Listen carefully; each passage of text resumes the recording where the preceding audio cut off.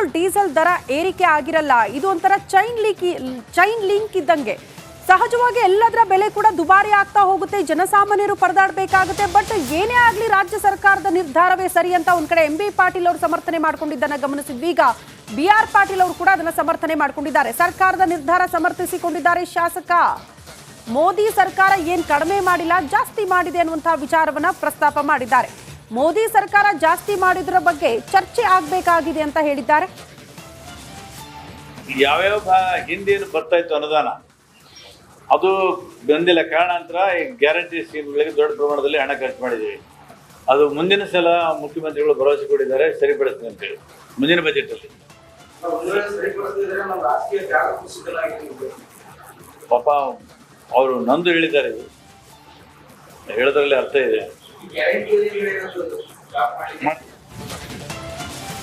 ರಾಜ್ಯ ಸರ್ಕಾರದ ಪೆಟ್ರೋಲ್ ಹಾಗೆ ಡೀಸೆಲ್ ಬೆಲೆ ಏರಿಕೆ ಮಾಡುವ ನಿರ್ಧಾರದ ವಿರುದ್ಧ ಕೇಂದ್ರ ಸಚಿವ ಜೆಡಿಎಸ್ನ ನಾಯಕ ಕುಮಾರಸ್ವಾಮಿ ಕೂಡ ಕಿಡಿಕಾರಿದ್ದಾರೆ. ರಾಜ್ಯ ಸರ್ಕಾರದ ಈ ನಿಲುವಿನ ವಿರುದ್ಧವಾಗಿ ಕಿಡಿಕಾರಿ ಮಾತನಾಡಿದ್ದಾರೆ HD ಕುಮಾರಸ್ವಾಮಿ. ಪೆಟ್ರೋಲ್ ದರ ಹೆಚ್ಚಳ ವಿಚಾರಕ್ಕೆ ಸಂಬಂಧಪಟ್ಟಂತೆ ಡೀಸೆಲ್ ಪೆಟ್ರೋಲ್ ದರವನ್ನ ರಾಜ್ಯ ಸರ್ಕಾರ ಹೆಚ್ಚಿಸಿದೆ. ಗ್ಯಾರಂಟಿಗಳಿಗೆ ಹಣ ಅದಕ್ಕೀಗಾಗಲೇ ನಮ್ಮ MB ಪಾಟೀಲ್ ಹೇಳಿಕೆ ಕೊಟ್ಟಿದ್ದಾರಲ್ಲ, ಗ್ಯಾರಂಟಿ ಕಾರ್ಯಕ್ರಮ ನಾವು ಅನುಷ್ಠಾನಕ್ಕೆ ತರಬೇಕು, ಮುಂದುವರಿಸಬೇಕು ಅಂದರೆ ನಾವು ಈ ಟ್ಯಾಕ್ಸ್ ಹಾಕಲೇಬೇಕಲ್ಲ, ಅದಕ್ಕೋಸ್ಕರ ಸರ್ಚಾರ್ಜನ್ನ ಏರಿಸಿದ್ದೇವೆ ಅಂತ ಹೇಳಿದ್ದಾರೆ. ಅವರೇ ಒಪ್ಕೊಂಡಿದ್ದಾರಲ್ಲ. ಆ 5 ಕಾರ್ಯಕ್ರಮಕ್ಕೆ ಹಣ ಸಂಗ್ರಹ ಮಾಡಲಿಕ್ಕೆ ಯಾರಿಗೆ ಹಣ ಕೊಡಬೇಕು ಅವರಿಂದೇ ದುಡ್ಡು ವಸೂಲಿ ಮಾಡಿ ಅದು ಯಾರೋ ದಾನ ಮಾಡ್ತಾರಂತಲ್ಲ, ಒಂದು ಗಾದೆ ಮಾತಿದೆಯಲ್ಲ, ಆ ರೀತಿಯ ಒಂದು ದಾನ ಮಾಡ್ತಕ್ಕಂಥ ಕೆಲಸ ಮಾಡೋಕೆ ಹೊರಟಿದ್ದಾರೆ. ನಾಳೆ ಬಿಜೆಪಿ ಅವರು ರಾಜ್ಯಾದ್ಯಂತ ಪ್ರತಿಭಟನೆ ಮಾಡ್ತಾ ಇದ್ದಾರೆ ಸರ್. ನೀವು JDS ಅವರು ನಾನು ನಾಡಿನ ನಡಿ ಈಗ ಶುರು ಮಾಡೋಣ. ಕೇಸರಿಯಿಂದ ಮನೋಲ್ಲಾಸ ಮನಸ್ಸು ಮತ್ತೇರಿ ಕುಣಿದಾಡಿದೆ ನೋಡು, ಮನಸ್ಸು ಮತ್ತೇರಿ ಕುಣಿದಾಡಿದೆ ನೋಡು. ಕ್ಷಣ ಕ್ಷಣವೂ ಆಚರಿಸಿ ಕೇಸರಿ ಹಬ್ಬ. ವಿಮಲ್ ಬಾಯಲ್ಲಿ ಹೇಳಿ ಕೇಸರಿ. ಜನತೆಗೆ ಹೇಳ್ತೇನೆ, ಇವತ್ತು ನಾಡಿನ ಸಂಪತ್ತನ್ನು, ನಿಮ್ಮ ತೆರಿಗೆ ಹಣನ ಈ ಸರ್ಕಾರದಲ್ಲಿ ಸ್ವೇಚ್ಛಾಚಾರವಾಗಿ ಲೂಟಿ ಹೊಡಿತಾ ಇದ್ದಾರೆ.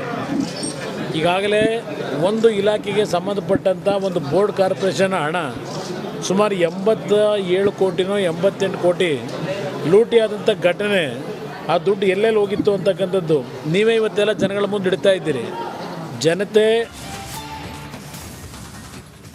ಈಗ ರಾಜ್ಯದ ಉಳಿದ ಸುದ್ದಿಗಳನ್ನ ಕ್ವಿಕ್ ಆಗಿ ನೋಡ್ತಾ ಹೋಗೋಣ 2 ಮಿನಿಟ್ ರಿಪೋರ್ಟ್ನಲ್ಲಿ. ಬಾಗಲಕೋಟೆ ನಗರದಲ್ಲಿ ವರ್ಲ್ಡ್ ರೆಕಾರ್ಡ್ಗಾಗಿ ಮ್ಯಾರಥಾನ್ ಓಟ ಏರ್ಪಡಿಸಲಾಗಿತ್ತು. Bagalkote DC KM Janaki balloon ಆಕಾಶಕ್ಕೆ ಹಾರಿ ಬಿಡುವ ಮೂಲಕ ಮ್ಯಾರಥಾನ್ ಓಟಕ್ಕೆ ಚಾಲನೆ ನೀಡಿದರು. ಮ್ಯಾರಥಾನ್ ಓಟದಲ್ಲಿ 1500 ಮಹಿಳೆಯರು ಇಳಕಲ್ ಸೀರೆ ಉಟ್ಟು ಓಡಿದ್ದಾರೆ. ಮಹಿಳೆಯರು ಇಳಕಲ್ ಸೀರೆ ಉಟ್ಟು ಭಾಗಿಯಾಗಿ ಸಂಭ್ರಮಿಸಿದ್ದಾರೆ. ಇಂದು ಸಿಎಂ ಸಿದ್ದರಾಮಯ್ಯ ವಿಜಯಪುರ ಜಿಲ್ಲಾ ಪ್ರವಾಸ ಕೈಗೊಂಡಿದ್ದಾರೆ. ಚಡಚಣ ತಾಲೂಕಿನಲ್ಲಿರುವ ಶ್ರೀ ಕ್ಷೇತ್ರ ಇಂಚಿಗೇರಿ ಮಠಕ್ಕೆ ಭೇಟಿ ನೀಡಿ ನೂತನ ದೇಗುಲವನ್ನು ಸಿಎಂ ಲೋಕಾರ್ಪಣೆ ಮಾಡಲಿದ್ದಾರೆ. ಸ್ವಾತಂತ್ರ್ಯ ಸೇನಾನಿ ಮಾಧವಾನಂದ ಪ್ರಭುಜಿಗಳ ನೂತನ ಬೃಹತ್ ದೇಗುಲವನ್ನು ಸಿಎಂ ಸಿದ್ದರಾಮಯ್ಯ ಉದ್ಘಾಟನೆ ಮಾಡಲಿದ್ದಾರೆ. 50 ಕೋಟಿ ವೆಚ್ಚದಲ್ಲಿ ಮಾಧವಾನಂದ ಶ್ರೀಗಳ ದೇವಸ್ಥಾನ ನಿರ್ಮಾಣಗೊಂಡಿದೆ. ಜಿಲ್ಲಾ ಉಸ್ತುವಾರಿ ಸಚಿವ MB ಪಾಟೀಲ್, ಶಾಸಕ ಲಕ್ಷ್ಮಣ್ ಸವದಿ, ಯಶವಂತಗೌಡ ಸೇರಿ ಹಲವು ಜನಪ್ರತಿನಿಧಿಗಳು ಭಾಗಿಯಾಗಲಿದ್ದಾರೆ. ಮಂಡ್ಯ ಜಿಲ್ಲೆಯ ನಾಗಮಂಗಲ ತಾಲೂಕಿನ ಆದಿಚುಂಚನಗಿರಿಗೆ ಇವತ್ತು HD ಕುಮಾರಸ್ವಾಮಿಯವರು ಭೇಟಿ ನೀಡಿದರು. ಸಹಜವಾಗಿ ಅವರು ಕೇಂದ್ರ ಸಚಿವರಾದ ಬಳಿಕ ಮೊದಲ ಬಾರಿಗೆ ಭೇಟಿ ಕೊಟ್ಟಿರೋದ್ರಿಂದ ಅವರನ್ನ ಅದ್ಧೂರಿಯಾಗಿ ಬರಮಾಡಿಕೊಳ್ಳಲಾಯಿತು.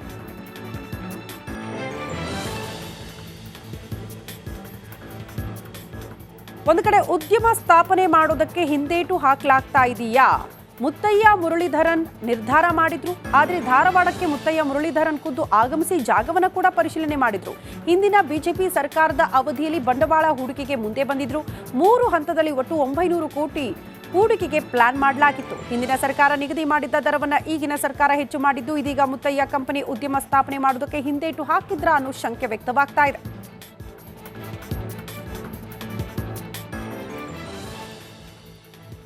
ಗದಗ್ನಲ್ಲಿ ಜೋಡ